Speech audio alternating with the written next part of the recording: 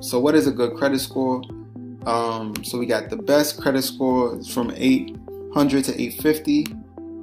Excellent is from 750 to 799. Good credit is 700 to 779. This is fair credit. This is poor credit. And this is bad credit, right? So if your top or your max is 850 and the lowest you can get is 300, there's 550 points that are available to work with, right? So first we got payment history. Payment history being 192 max points out of those 550 points available. Credit utilization. Credit utilization means the amount of debt you have. If you have a $10,000 credit card, a $10,000 credit limit on your credit card, if you use 3,000 of that, then you're at 30% utilization, right? And so the higher your utilization, the more negative effects it has, or negative impact it has on your credit score. The lower, the better, right? Now, after credit utilization, you have credit history, right? So the length of your credit history, how long you've had a credit card, how long you've had this line of credit, right? After that, you have new credit, right? So one, your ability to secure new credit, and then once it actually is on your credit report, the utilization of it helps your credit score, right? And that new credit counts for 10% of your credit score. And lastly, your credit mix, revolving debt and installment debt, right? So revolving debt is a credit card. Installment debt will be considered like a student loan, right? So the mix of those two different kinds of debt plays a big part with your credit score, right? So payment history, how do we deal with that? So we send letters, right? Letters, the debt validation letter, just pretty much a letter saying, I need you to prove that I actually owe this debt. And these letters work best when you're dealing with accounts that have already went to collections, because when they've gone to collections, now you're writing directly to the collection agency and you're asking them, hey, look, could you give me some verification that there's my signature or anything with me authorizing you having my debt, right?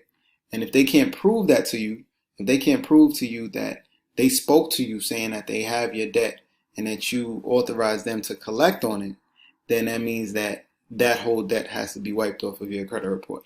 And then you have violation of FCRA, Fair Credit Reporting Act, just basically saying that if they violated these other parts, saying that they can't validate that you authorized for them to have your debt, etc., then they're violating the Fair Credit Act and they have to take it off immediately.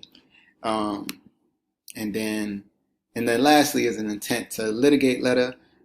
Most times it doesn't get to that point, but that's just saying that if they don't take it off your report, you're going to take them to court. So now, after payment history, now we have credit utilization, right? So how do we deal with credit utilization? We teach you how to get your money back from your W-4s, right? And stop paying so much in taxes.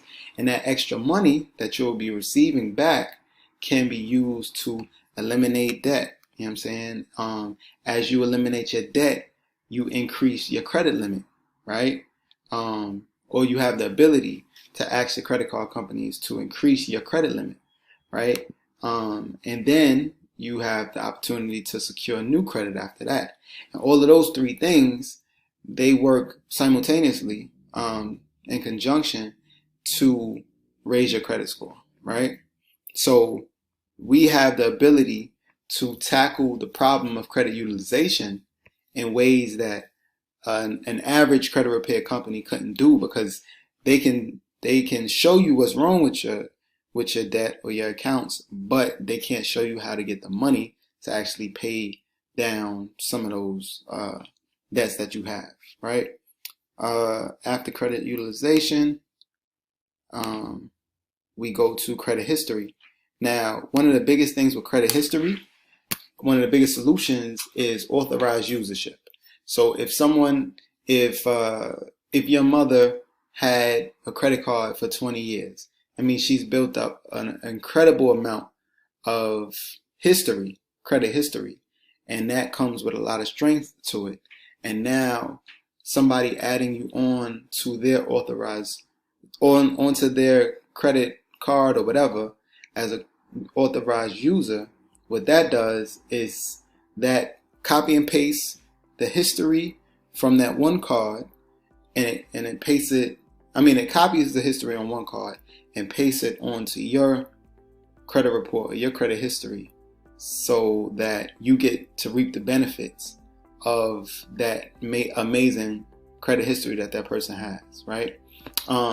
So that's another tool that we use to increase people's credit history, so that they can use that to increase their credit score. So the important thing with this authorized usership is not that you get a card and that you can actually use, right? You're not getting onto somebody's credit card, or getting access to their credit history so that you can use it. You don't get a card, you know what I mean? You just get the credit history so that you can now use it to get your own card from another company, or build your credit history or your credit score up as you need to.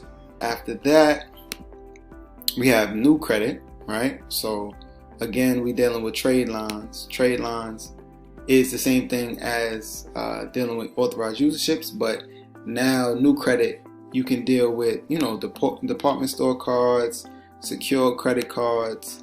Now you can actually put your rental history on your credit report, which you couldn't do before. You can get credit builder loans. It's a lot of different ways to secure new credit. But like we said, new credit is 10% of your actual credit score. So it's very important that you secure new credit, because it shows people, or shows lenders, that you are reliable. And lastly, credit mixture. Like we said, you have revolving debt and you have installment debt, right? So as you apply for credit, as you apply for car loans, as you apply for student loans or whatever, initially it's a hard inquiry that pulls on your credit, but afterwards it becomes an asset to your credit, just to prove that you are reliable enough to be extended this credit and use it properly.